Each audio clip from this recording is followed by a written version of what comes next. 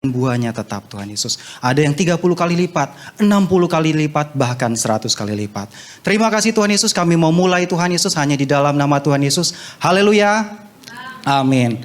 Oke teman-teman, cukup lama karyanya gak kelihatan ya, 1,5 tahun kurang lebih seperti itu. Tapi itu gak penting. Yang penting adalah firman. Katakan yang penting itu adalah firman. Katakan ke kanan kiri kamu, yang penting adalah firman. Oke, mantap. Nah hari ini karya ini sedikit akan, mungkin bahasanya karena ini seorang guru mengajar tentang kasih Kristus dalam membangun komunitas sel. Tapi sebelum untuk ke komunitas sel membangun secara pribadi, secara kita pribadi masing-masing. Di situ ada tulisan komunitas sel. Komunitas berarti ada lebih dari satu orang, minimal berdua. Sel itu adalah individu kita masing-masing secara pribadi. Nah kita mau bangun juga dari situ. Oke Kak, boleh Kak slide yang kedua. Nah, kasih Kristus adalah dasar utama dalam membangun komunitas yang kokoh. Katakan sama-sama judulnya. 1, 2, 3. Kasih Kristus adalah dasar utama dalam membangun komunitas yang kokoh. Coba tanya kanan kiri lagi. Kamu percaya enggak? Kalau ditanya jangan kamu percaya balik tanya. Tapi saya percaya. Yes. Gitu. Oke, mantap. Nah teman-teman. Kita buka dulu Kolose 3:14 dari masing-masing, tidak usah ditampilkan di depan, tapi dari kita Alkitab kita masing-masing. Boleh Alkitab kamu, boleh handphone suci kamu. Oke. Yang sudah ketemu katakan hiha. Belum semua. Sekali lagi. Kolose 3 ayat 14. Yang sudah ketemu ayatnya bisa katakan hiha. Kurang keras. Sekali lagi. Tambah gak kedengeran. Wah. Oke, yang kencang. Iya gitu. Siap? Belum. 1, 2, 3. Oke lah. 50 lah ya. Oke, nah kita baca sama-sama. 1, 2, 3. Dan di atas semuanya itu, kenakanlah kasih sebagai pengikat yang mempersatukan dan menyempurnakan. Sekali lagi. 1, 2, 3. Dan di atas semuanya itu, kenakanlah kasih sebagai pengikat yang mempersatukan dan menyempurnakan. Teman-teman, kenapa penting sekali kasih dalam hidup kita, dalam membangun komunitas? Kak, khotbah kasih sering banget Kak saya dengerin Kak. Mungkin hampir setiap minggu bicara kasih. Sampai udah terngiang di kepala. Tapi bicara tentang kasih itu bukan cuma sekedar dibicarakan. Oh kasihlah samamu, kasihlah Tuhan Allahmu, kasihlah orang yang berbuat jahat kepadamu. Bukan cuma sekedar sampai teman-teman tahu, lalu selesai. Teman-teman dengar tentang kasih, lalu selesai. Enggak sampai di situ. Tapi apa yang teman-teman terima bicara tentang kasih itu, teman-teman terima dengan baik. Disimpan dan biarkanlah seperti benih firman. Dia jatuh ke tanah. Dia mati dulu, lalu dia berakar ke dalam, lalu bertumbuh ke atas. Dan pada waktunya dia akan menghasilkan buah. Itu yang paling utama, bicara tentang kasih. Mungkin kita sering bosan, Kak, kasih, tapi papa mama saya di rumah begini. Kasih teman-teman saya di sekolah ya kayak gitu. Mungkin jadi bosan dengan kata itu, karena gak ada yang kita bisa lihat secara real. Tapi teman-teman kita perlu dalamin tentang kasih ini. Tadi dikatakan dalam Kolose 3:14 dikatakan, dan di atas semuanya itu. Kalau teman-teman baca di ayat-ayat sebelumnya, mulai dari ayat 1 sampai ayat yang ke-13, di situ ada 2 contoh. Yang satu tentang perbuatan jahat untuk kita matikan. Kita stop dengan hal itu. Lalu yang kedua tentang cara hidup seperti apa. Tapi bukan cuma sekedar cara hidup, mulai dari ayat 11 sampai ayat 13. Tapi dikatakan di atas semuanya itu. Di atas semuanya itu dikatakan apa? Kenakan kasih. Kenapa kasih itu penting sekali Kak? Kalau teman-teman lihat poin nomor 1. Kenakan kasih sebagai pondasi utama hubungan dalam komunitas. Dalam iman setiap kita juga harus mengenakan kasih. Kasih terhadap Tuhan, kasih kepada Tuhan, kasih terhadap sesama. Karena itu bentuk salib. Ada vertikal. Yang lebih panjang bicara saya, kita masing-masing pribadi dengan dia. Lalu bicara horizontalnya itu bicara kita dengan sesama kita. Karena itu kenapa Tuhan Yesus disalib. Mungkin itu salah satu bentuk gambaran buat setiap kita. Kenapa kita harus mengenakan kasih sebagai pondasi utama hubungan dalam komunitas? Ada yang bisa bantu jawab? Dan semua pun langsung terdiam. Teman-teman, tanpa pondasi, contohnya bangunan ini. Kalau teman-teman keluar, teman-teman yang perempuan atau laki-laki lewat di depan toilet, mau masuk toilet perempuan, di situ ada beton ya bahasanya, dinding agak lebih menjulur apa bahasanya. Seperti itu kurang lebih, dia lebih daripada yang lain, itu adalah pondasinya. Pondasi dari gedung ini. Saat teman-teman 2015, 2016 gedung ini dibangun, yang pertama dibangun itu bukan temboknya. Bukan pintu, bukan atap, bukan tembok, bukan dindingnya. Tapi yang pertama dibangun adalah pondasinya. Tanpa pondasi nggak akan ada bangunan yang bisa bertahan lama. Oh sekalipun Kak, ada di Kutub Utara, orang Eskimo, mereka punya rumah bentuknya setengah lingkaran, mereka nggak pakai pondasi. Iya, nggak pakai pondasi tapi ukurannya segitu-gitu aja. Mungkin hanya muat beberapa. Tapi kalau teman-teman membangun sesuatu yang besar, teman-teman butuh namanya pondasi. Dan pondasi itu adalah kasih. Kalau teman-teman gak mengenakan kasih, seperti dalam ayat firman tadi, maka teman-teman gak akan bisa bertahan dari goncangan. Sama kayak gedung ini, gak ada pondasi, bangun 3 lantai. Tanpa pondasi, gempa sedikit aja, yakinlah teman-teman ini akan rata kembali. Dari tanah kembali ke tanah. Karena kenapa gak ada pondasi yang kuat. Nah dalam kekristenan itu berbicara tentang pondasi, salah satunya bicara kasih. Di atas semua yang kita lakukan, yang paling utama dan dasar adalah kasih itu sendiri. Bahkan dikatakan Allah adalah kasih. Kalau orang gak punya kasih maka berarti teman-teman sudah tahu jawabannya sendiri. Allah adalah kasih.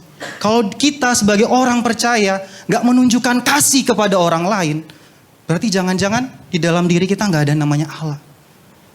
Jangan-jangan ada yang lain.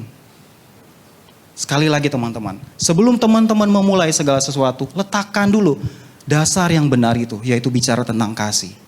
Lalu poin yang kedua bicara tentang kasih, Kristus berperan sebagai pengikat. Yang mengikat hubungan dalam komunitas orang-orang percaya. Saat waktu masih Karin kecil, usia mulai dari 5 tahun sampai 15 tahun, Karin tinggal di Manado, tapi bukan di kotanya. Di desanya, pedalaman, belakang gunung, bentuknya segitiga, depan danau. Enak banget itu kalau naik ke gunung sedikit lihat pemandang luar biasa. Seperti Danau Toba kurang lebih seperti itu. Karin mau cerita apa? Pengikat seperti ini. Waktu itu Karin waktu masih tinggal di kampung. Kami itu tidak punya namanya kompor gas. Apalagi kompor listrik. Waktu itu ada yang paling mewah adalah kompor dari minyak tanah. Tapi karena keluarga yang Karin tinggal sama Oma Karin ini gak mampu untuk hal itu. Jadi kami menggunakan kayu bakar. Setiap hari harus cari dulu kayu bakar untuk bisa masak. Agar ada makanan di rumah. Jadi Kak Randy sama Oma Kak Randy ganti-gantian kami ke gunung, cari gunung di belakang rumah. Mungkin jalan 1-2 kilometer, cari ranting-ranting pohon yang sudah kering, dikumpulkan yang banyak itu, lalu diikat.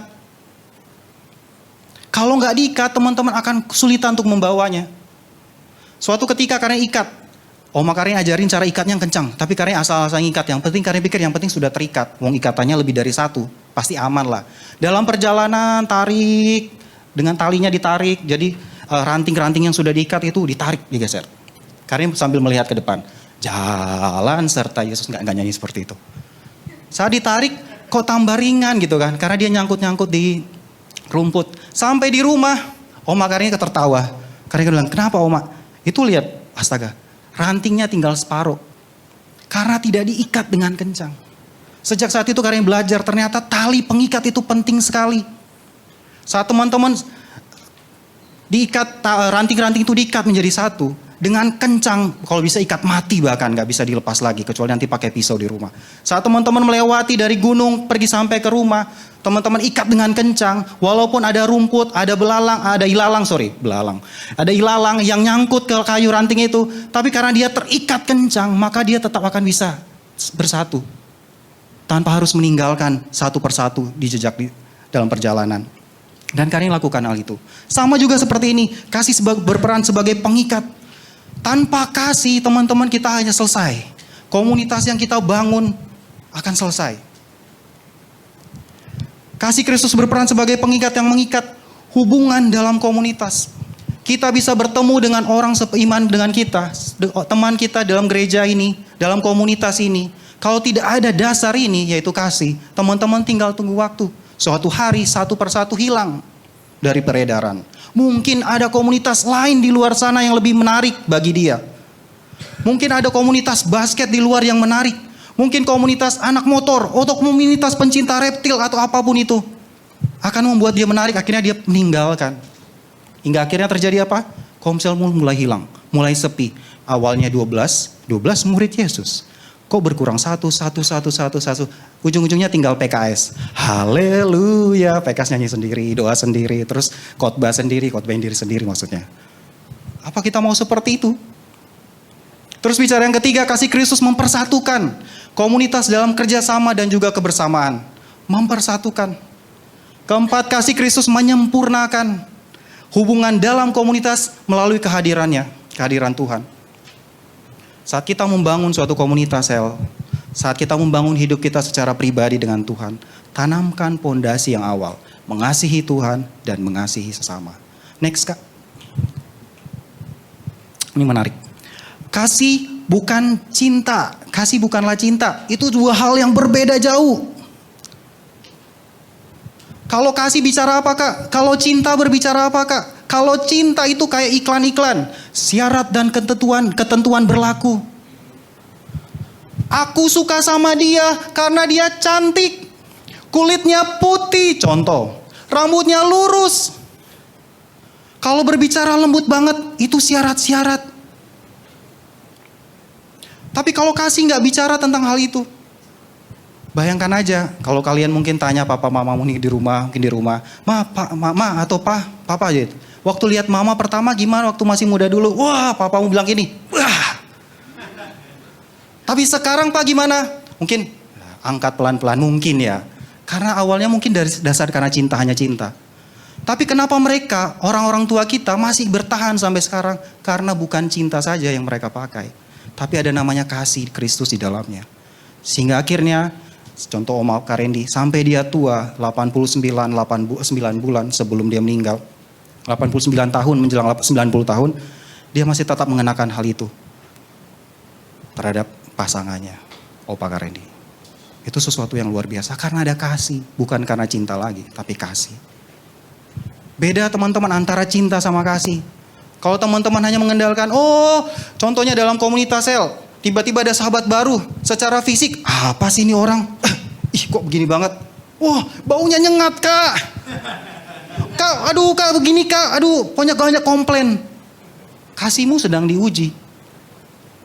Apakah itu murni atau enggak? Apakah kasih Kristus benar-benar ada dalam kita? Atau seandainya ada yang datang, Kak ganteng banget Kak, kalau bisa saya duduk di sampingnya dia Kak. Atau Kak dia cantik banget Kak, saya duduk di sampingnya dia Kak. Kalau dia berbicara, mataku akan tertuju kepada dia. Telingaku, kedua telinga kalau bisa ikut miring, mengarah ke orangnya. Karena dari penampilannya menarik, syarat dan ketentuan berlaku Kak, itu pas banget Kak. Itu cinta yang bicara hanya sementara. Saat kamu suatu hari contohnya, terjadi sesuatu dengan kamu, secara fisik kamu berubah. Yang awalnya sangat menyanjung orang itu, tiba-tiba mulai berubah, 180 derajat. Awalnya, mataku tertuju padamu. Setelah itu, nengok pun tak mau aku. Itu cinta. Karena itu kasih dan cinta itu dua hal yang berbeda. Tapi kalau kasih bicara apa Kak? Teman-teman kurang lebih 2000 tahun yang lalu, teman-teman sudah dengar lah, sudah amat sering dengar hal ini. Ada satu pribadi, dia korbankan anaknya untuk kamu. Padahal kalau Allah Bapa pakai cinta, tolak ukurannya cinta, pasti syarat dan ketentuan itu akan berlaku. Kalau kamu nggak melakukan ini, kamu nggak melakukan itu, kamu nggak begini dan begitu, maka kamu nggak akan diselamatkan. Tapi Allah nggak lihat hal itu. Dia nggak bilang gini, Abiel, contoh, kamu harus satu hari berdoa 10 kali sama aku. Kamu harus memuji sampai lompat-lompat. Kalau enggak satu saja, maka kamu nggak layak bagiku. Contoh. Siapa namanya Karim? Nikolas, kamu tuh harus banyak memberi. Kalau bisa 99% uang kamu kasih ke orang. Kalau kurang 1% saja kamu nggak layak buat aku. Itu Allah yang punya syarat dan ketentuan berlaku. Tapi Allah kita nggak seperti itu. Itu Allah yang lain. Entah di ganggang sempit, di ganggang buntu ya mungkin seperti itu kali. Tapi Allah kita bukan Allah yang seperti itu. Saat dunia pakai tolak ukur cinta terhadap sesama, Allah nggak pakai seperti itu. Allah pakai kasih. Bahkan saat kita jatuh dalam dosa, dia utus anaknya yang tunggal yaitu Tuhan Yesus Kristus. Supaya datang, supaya kamu dan saya yang awalnya nggak memenuhi ketentuannya Allah, jadi memenuhi ketentuannya Allah. Allah nggak lihat lagi pribadi kamu yang penuh dengan dosa, pribadi Kak Randy yang penuh dengan dosa, tapi dia lihat pribadinya Yesus. Sehingga akhirnya setiap kita yang percaya sama Tuhan Yesus bisa diselamatkan. Amin. Teman-teman, kasih yang Allah berikan adalah contoh dan teladan yang luar biasa. Yang kita patut untuk ikutin hidup itu. Saat kita melihat orang lain, jangan pakai kacamata saya. Pakai kacamata saya ada kepahitan, ketertolakan, penolakan, dan sebagainya, hal-hal yang negatif terhadap orang lain. Seperti tadi kan dikasih contoh, kita bisa lihat orang itu harus pakai takaran segini, ini, dan ini. Kalau nggak begini, nggak layak, nggak cocok, jangan deh jadi teman saya. Itu kasih dunia. Tapi kalau kasih Kristus dia nggak pakai, kita pakai kacamata, jangan pakai kacamata dunia. Tapi pakailah, milikilah kacamata Kristus dalam hidup kita. Saat kita melihat orang lain, apapun bentuknya, oh Kak dia kurang tinggi, oh dia tinggi banget, oh dia rambutnya panjang, rambut pendek, rambut lurus, keriting, mata sipit, mata belok, apapun warna kulitnya, suku apapun dia, kita tetap terima orang itu. Karena kenapa? Kita melihat dengan kacamata yang baru, yaitu Kristus, kacamata Allah. Sekali lagi, kasih dan cinta itu dua hal yang berbeda teman-teman. Saat kamu membangun suatu hubungan komunitas dalam sel, komsel, dalam ibadah, dalam pemuritan, tanamkan yang pertama adalah kasih. Tanpa itu maka siap-siap kamu runtuh hubungan dalam komunitas tersebut. Next Kak. Nah ini, cinta itu bicara identik dengan tiga hal ini. Yang pertama bicara tentang cinta akan uang. Bagaimana Kak tahu saya cinta akan uang? Karena ini pernah menguji diri Kak sendiri 2001. Sekian uang banyak Kak ini di saham hilang. 90% raib uangnya puluhan juta. Hilang dan akhirnya gak ada tersisa. Tapi yang menarik Kak belajar. Ternyata Kak ini tidak sampai harus jatuh bangun. Tuhan meratapi, Tuhan uang saya hilang. Tuhan gini-gini. Gak sampai segitunya. Kak berdoa, Tuhan ini apa yang harus saya belajar. Ternyata Kak belajar supaya Kak tidak mencintai hal itu. Kak bangkit lagi. Dan Kak bisa rilis akan hal itu. Terus yang kedua, cinta diri sendiri. Wah ini bicara tentang ego. Ego saya Kak. Saya. Kalau ada sayanya 100 kali, sayanya 99 kali. Yang lain orang satu kali hanya untuk orang lain aja dah. Saat teman-teman dalam komsel, teman-teman kita bukan jadi senternya, bukan jadi pusat daripada komunitas tersebut. Tapi yang menjadi pusat dalam dalam komunitas adalah Kristus. Jangan saya, karena saya PKS, jadi dengarkan apa kata saya. Apakah seperti itu? Pokoknya kamu matanya, telinganya lihat ke saya. Apakah seperti itu? No. Egonya keluar. Atau teman-teman lagi di sekolah. Saat teman-teman ada mungkin dengan teman-teman sepermainan di sekolah. Teman-teman berbicara sama mereka. Saat teman-teman berbicara, dari mulai bel istirahat sampai sebelum bel masuk, teman-teman terus yang ngomong. Orang lain jadi pendengar yang setia. Kalau ditraktir sih oke. Kalau cuma malah disuruh minta bayarin, itu jadi masalah, lain cerita itu. Jangan jadi center dalam hidup kita. Kita jangan jadi center buat orang lain, tapi Kristus jadi pusatnya. Jangan cinta akan diri sendiri. Yang ketiga, cinta akan dunia ini. Saat kamu di WhatsApp PKS-mu, siapa yang nama? Heaven, yuk komsel, contoh ya Heaven ya. Contoh, Heaven yuk besok komsel. Oke siap Kak, ada jempol lagi. Keren, mantap. Pas hari H, Heaven-nya lagi sibuk. Di WhatsApp, aduh apa sih ini? Terus tiba-tiba balas, Kak sorry Kak, ketiduran, kesiangan Kak, maaf Kak. Padahal nangkap maksudnya hari ini. Teman-teman lebih cinta gadget teman-teman. Lebih cinta permainan teman-teman daripada komsel. Padahal seminggu sekali, gak setiap hari.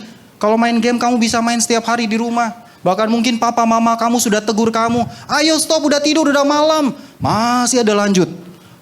Mungkin kalau ada di sini yang tiba-tiba masuk papa mamanya masuk ke rumah untuk minta pastikan kita tidur, kalian langsung matiin game, handphone sudah mati, terus tidur nyenyak.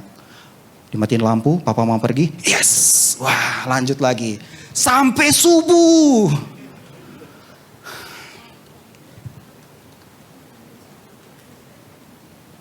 Itu bicara cinta akan dunia. Kita lebih mengasihi gadget kita. Padahal teman-teman saat teman-teman main game di handphone, bilanglah Mobile Legend. Bilanglah seperti itu, nggak tahu update sekarang seperti apa. Di situ teman-teman sering banget dengar kata-kata atau ada tulisan yang tampil. Dasar lu, cing lu. Kurang lebih kayak gitu.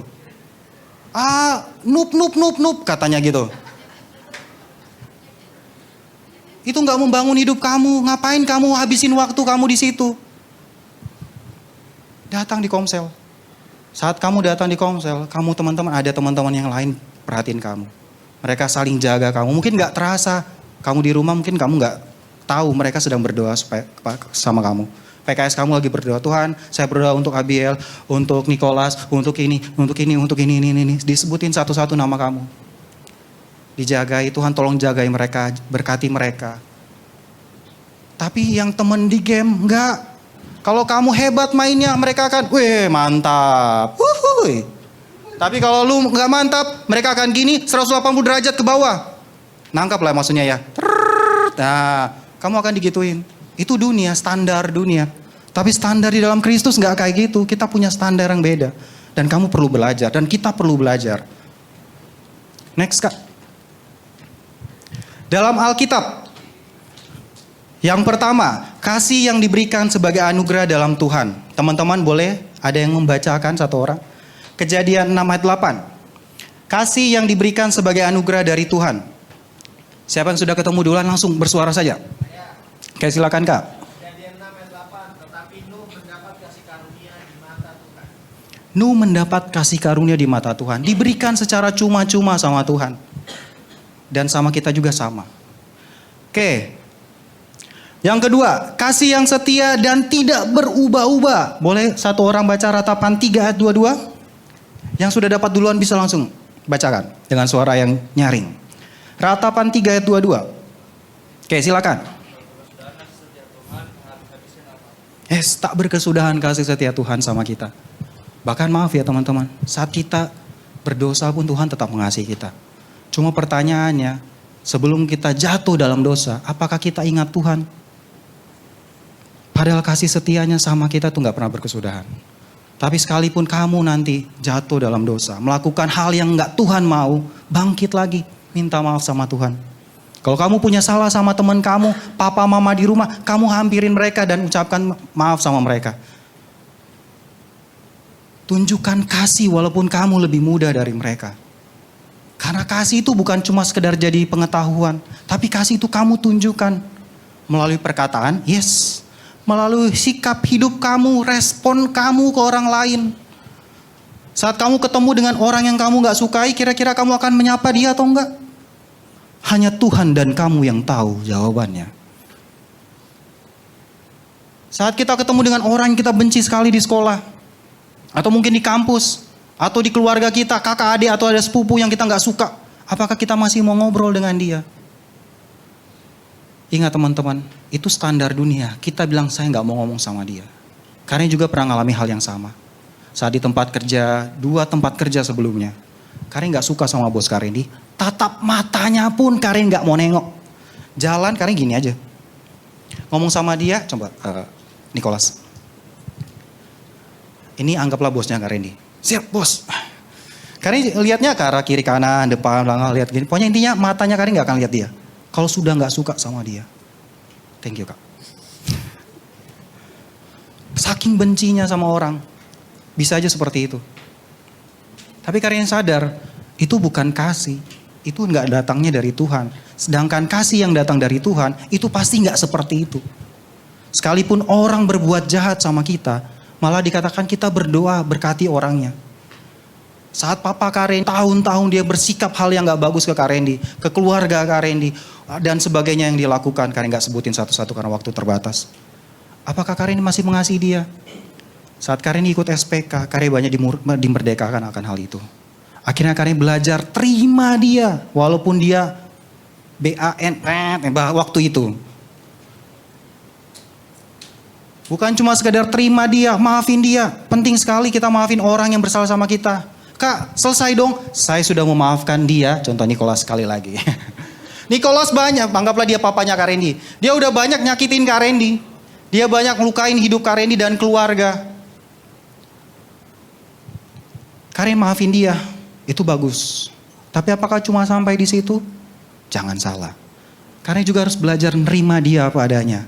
Karen ini tahu dia salah dan Karen sudah dapat kebenarannya. Maka yang berubah bukan dia. Pokoknya kamu yang berubah. Itu hidup lama. Tapi hidup yang baru di dalam Kristus bukan kamu yang berubah. Tapi cara saya menanggapi, berespon dengan Papa Karen ini. Apakah selesai sampai di situ? No. Selanjutnya apa? Teman-teman bless hidupnya. Bagaimana caranya minta hikmat sama Tuhan supaya teman-teman bisa berkati dia. Karena kenapa? Kalau orang masih benci terhadap orang lain, dia susah untuk berkati orang itu. Dan teman-teman, Tuhan sudah mengajarkan, Allah Bapa, Tuhan Yesus sudah mengajarkan kasih terhadap kita. Thank you Kak. Dia mati di kayu salib. Bahkan karena kita nggak punya syarat dan ketentuannya yang dunia standar pakai. Tapi dia tetap mati untuk setiap kita. Setiap kita percaya kepada dia, maka kita beroleh keselamatan dari Tuhan. Lalu kasih yang penuh, kasih sayang dan kebaikan. Kita skip dulu. Oke, next Kak, boleh. Nah, mengapa kasih Kristus sebagai pengikat? Yang pertama, 1 Yohanes 4 ayat 8. Barang siapa tidak mengasihi, ia tidak mengenal Allah, sebab Allah adalah kasih. Kamu bisa cek diri masing-masing. Apakah saya punya kasih? Apakah saya berespon yang benar terhadap orang lain? Baik yang baik terhadap saya maupun yang gak baik terhadap saya. Apakah saya bisa berespon yang benar terhadap orang itu? Lalu Kolose 3:15, hendaklah damai sejahtera Kristus memerintah dalam hatimu. Karena untuk itulah kamu telah dipanggil menjadi satu tubuh dan bersyukurlah. Apakah damai sejahtera Kristus ada dalam kamu saat kamu bertemu dengan orang yang kamu gak sukai? Bila ia ada di dalam hidup kamu, berarti kasih Kristus sudah nyata. Sedang mengalir dalam hidup setiap kita. Terus yang ketiga, Yohanes 13 ayat 34 sampai 35. Demikianlah tinggal ketiga hal ini. Kita baca sama-sama. Yaitu iman, pengharapan, dan kasih. Dan yang paling besar diantaranya adalah kasih. Kamu punya pengharapan, kamu punya iman yang luar biasa. Sia-sia tanpa kasih. Karena itu dalam Kolose berkata, dan di atas semuanya itu, di atas semuanya itu, kenakanlah kasih sebagai pengikat yang mempersatukan dan menyempurnakan. Tanpa kasih, sekalipun kamu punya iman, kamu punya pengharapan yang luar biasa, sia-sia. Next Kak. Oke, akhir teman-teman. Kasih Kristus sebagai landasan. Teman-teman pernah di bandara lalu lihat pesawat terbang? Tanpa landasan, bahkan helikopter sekalipun, dia nggak akan bisa terbang. Kalau dia nggak punya area untuk bisa untuk sebelum dia meluncur ke atas, sebelum dia terbang. Sama juga dengan hidup kita. Tanpa ada kasih sebagai landasan, kita nggak akan pernah kemana-mana. Kita selamanya di situ terus. Yang kedua, nilai-nilai Kristus dalam hidup. Di tengah-tengah tekanan, tantangan kehidupan modern seperti tekanan belajar, teknologi, pergaulan bebas, nilai-nilai kasih Kristus menjadi semakin penting untuk berpegang teguh terhadap kasih Kristus. Kamu perlu namanya berpegang teguh terhadap kasih Kristus. Bagaimana caranya Kak? Salah satu caranya kamu datang ibadah, kamu komsel, jangan menghindar. Kamu datang. Tapi Kak, saya nggak pandai bersosialisasi dengan orang lain. Ngomong sama orang lain kaki saya gemetar Kak. Jadi saya di rumah aja Kak. Saya pakai AI, ngobrol sama AI seperti ini. Oke, jadi hilang deh. Saya cukup di rumah saja Kak, ngobrol sama AI aja Kak. Setiap hari Kak, saya bisa belajar banyak hal. Perbedaan kasih dengan cinta, contohnya. Kari pakai AI untuk ngobrol. Tapi kalau di rumah bukan untuk ngobrol dengan, dia udah menjawab. Kari pakai AI di rumah untuk belajar bahasa Inggris salah satunya. Tapi bukan teman-teman akhirnya menjauh dari pergaulan. Cari teman game online atau AI untuk ngobrol, tanya jawab dengan dia. Tapi cari komunitas yang benar. Bahkan di AI, Teman-teman kalau tahu teknologi ini, teman-teman tanya apa aja dia bisa jawab. Contoh, apa perbedaan kasih Kristus dengan cinta? Sepertinya Anda sedang membicarakan tentang teknologi yang bisa menjawab berbagai pertanyaan dari teman-teman Anda. Apakah Anda sedang mencari informasi atau ingin diskusi lebih lanjut tentang teknologi ini? Apa perbedaan kasih dengan cinta? Contoh. Kasih biasanya merujuk pada perasaan atau sikap perhatian, perawatan, dan kebaikan terhadap orang lain. Sementara cinta mencakup perasaan yang lebih mendalam dan emosional. Seringkali melibatkan ikatan yang kuat dan hubungan yang intim. Itu dengan AI. AI pun bisa jawab tentang kasih. Dia bisa jelasin perbedaan antara kedua hal itu. Tapi teman-teman nggak butuh teknologi, sekalipun teknologi berkembang, itu hanya membantu teman-teman salah satunya untuk belajar. Kalau bersosialisasi dalam komsel, teman-teman butuh orang lain. Supaya teman-teman juga bisa menunjukkan betapa Tuhan mengasihi kamu dan saya. Melalui komsel, kasih kamu akan ditampilkan. Orang bisa lihat. Sehingga orang lain bisa berkata, oh ternyata benar-benar Kristus ada di tempat ini. Karena kenapa? Kamu menunjukkan kasih itu. Konsep kasih sejati perlu membedakan antara cinta duniawi dengan yang seringkali sementara dan kasih Kristus yang abadi dan memperhatikan kepentingan orang lain di atas kepentingan segalanya. Lalu teladanilah Kristus, lalu pentingnya hubungan dalam komunitas. Perlu sadar akan pentingnya hubungan dalam komunitas yang sehat sebagai fondasi yang benar. Teman-teman membangun sesuatu, mulailah dengan kasih sebagai fondasi. Saat teman-teman tanamkan kasih Kristus sebagai fondasi, maka walaupun mungkin bahasanya ya gempa 8 skala Richter, 10 bahkan, dia tetap kokoh. Karena kenapa? Memang seperti itu. Dari sananya memang sudah seperti itu. Tapi kalau teman-teman bangun dengan dasar yang lain, saat syarat-syaratnya nggak memenuhi, maka teman-teman tinggal tunggu waktu. Contohnya bangun gedung ini, ada waktu takaran waktunya. Oh, RKT itu hanya bertahan 50 tahun. Setelah 50 tahun harus dirombak lagi dan dibangun baru. Karena ada masanya. Orang-orang teknik sipil sudah hitung. Gedung ini hanya bertahan sekian puluh tahun. Lebih daripada itu resiko ditanggung sendiri. Mereka sudah punya ukuran. Ada lagi? Oh, sudah kayak. Teman-teman, sekali lagi sebelum kalian tutup. Teman-teman, mari sama-sama boleh tim. Mari terus kita tanamkan kasih itu dalam hidup kita. Ingat teman-teman gak akan bisa buat apa-apa yang sifatnya kekal, yang bisa sifatnya abadi, yang sifatnya panjang tanpa ada dasar yang utama ini. Jadi teman-teman, saat kamu di dalam komsel, tunjukkanlah kasih itu terhadap sesamamu. Seandainya temanmu yang datang komsel, dia gak pernah mendapatkan contoh kasih Kristus itu dalam hidupnya seperti apa. Kamu bisa menunjukkan ke dia dengan hidupmu, sehingga akhirnya orang bisa melihat. Ternyata kasih Kristus itu seperti ini. Ternyata kasih yang nyata, yang benar itu seperti ini. Dan teman-teman di dalam komsel salinglah mengasihi satu dengan yang lain. Tunjukkanlah kasih itu dalam perbuatan kamu. Bukan cuma sekedar mulut saja. Mulut dalam perkataan yes. Tapi juga dalam perbuatan kamu yang mengasihi. Oke?